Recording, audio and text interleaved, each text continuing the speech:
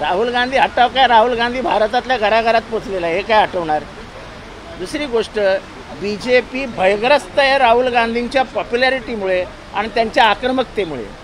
काल त्यांनी मला पहिल्यांदा 10 वर्षात असं दिसलं की विरोधी पक्ष नेता हा भारी पडत होता संपूर्ण BJPला. काय राहुल गांधी चुकीचं बोलले. राहुल गांधींनी पूर्ण शंकराचं पोस्टर समोर करत शंकराला संपवून सांगितलं, शिवाला समजावून सांगितलं की त्यांची ती अभयमुद्रा आहे. त्या अभयमुद्रेचं वर्णन करताना त्यांनी सांगितलं ही अभयमुद्रा ही जीसस ख्राइस्टची पण आहे, ही अभयमुद्रा ही बुद्ध भगवानची पण आहे, ही अभयमुद्रा ही इस्लाममध्ये पण आहे. प्रत्येक धर्माचं नाव घेत अभयमुद्रेचं त्यांनी वर्णन केलं. हा नाग गळ्याभोवती का आहे याचं वर्णन त्यांनी केलं. निर्भय बनो असं शंकर सांगतो असं त्यांनी वर्णन केलं. त्यांनी काय चुकीचं केलं. आणि हिंसा याच्याबद्दल बोलताना त्यांनी सांगितलं की हिंदू हिंसक नाही, ह्याच्यावरती आक्रमक झालेली BJP जणू काय BJP म्हणून हिंदू आहे, BJP म्हणजे हिंदू आहे असं दाखवायला गेली. तेव्हा राहुल गांधी म्हणाले की मोदी म्हणजे हिंदू नाही, BJP म्हणजे हिंदू नाही, मी पण हिंदू आहे, मला यांच्या सर्टिफिकेटची गरज नाही. आमच्यावरती संस्कार आहेत वासुदैव कुटुंबकम म्हणण्याचे.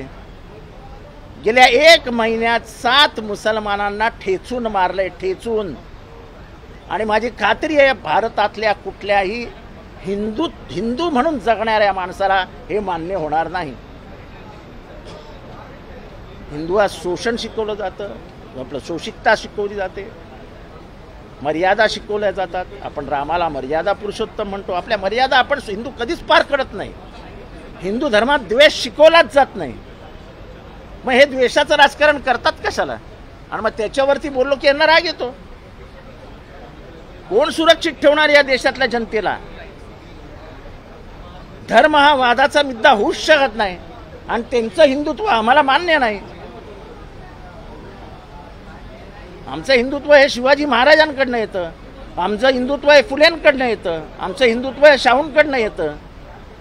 यांचं हिंदुत्व नाही मला माहीत कोणाकडनं येतं ते. राज्यात शेतकरी खूप हाल सोसवत आहे. शेतकऱ्यांच्या आत्महत्यांची संख्या वाढत चालली आहे. त्याच्यावर बोलण्याऐवजी या हाऊसमध्ये अजून देखील धर्मावरच भांडणं सुरू आहे. कारण काय ह्यांना धर्माशिवाय दुसरा विषयच नाही आहे. 10 वर्षात काही न केल्यामुळे एकीकडे मोदींचा पराभव झाला, 10 वर्षात आता काहीच न केल्यामुळे यांची तर 50-60च्या वरती जाणं म्हणजे जाऊ शकतील की नाही अशी शंका आहे. लाडली बहिणा योजनेसाठी लाभार्थी ज्या महिला आहेत अर्ज करतात त्यांच्याकडूनच आर्थिक निधी येतो मिळवतात, त्यांची आर्थिक लूट होते, अमरावतीमधून पैसे आकारले जातात. काय सांगायचं. अरे हे तर होणारच होतं. 100 रुपये घेत आहेत ना, लाडली बहिणीकडनं 100 रुपये घ्यायला लाज पण नाही वाटत, म्हणतात लाडकी बहीण. ABP माझा, उघडा डोळे बघा नीट.